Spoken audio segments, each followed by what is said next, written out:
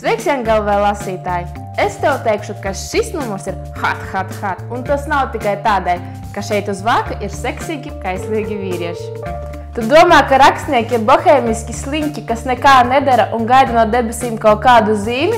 Es saku, nē. Tā nebūtu nav. Izkliedēja savus mītus par rakstniekiem. Sadaļā mīti par.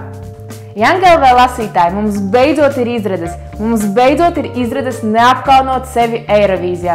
Aminata ir riktīgi kruta. Par viņu lasi rubrikā 10 domas. Tavas attiecības ar tehnoloģijām aprobežojas tikai ar iPhone bakstīšanu? Skat, ko dara īsti tehnogīķi. Rubrikā Interesants vienaudis lasi par Airboard izstrādātājiem, kas ir geto startup uzvarētāji, bet slavenību ABC uzzina lietas par Marku Zukerbergu. Un tagad svarīgākā un karstākā lieta šajā numurā.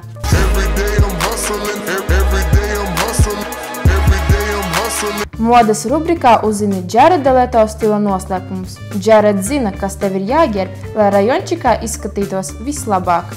Un tas vēl nav viss. Meitenes, spiedziet, kliedziet un dejojiet, jo šajā numurā ir intervija ar vismuzikālākajiem Latvijas puišiem Carnival Youth.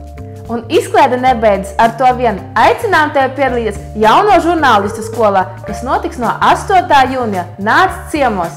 Tu ar visām savām domām jau esi vasarā?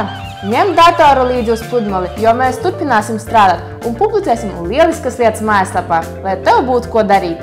Tu zini, kas tev jādara. Seko mums sociālajos tīklos, bildējies ar žurnālu liekot klāt hashtagu Jangalv un iespējams tu kļūsi par zvaigzni. Jauns numurs jau pavisam drīz. Par ko raksta rakstnieki, un kā raksta rakstnieki?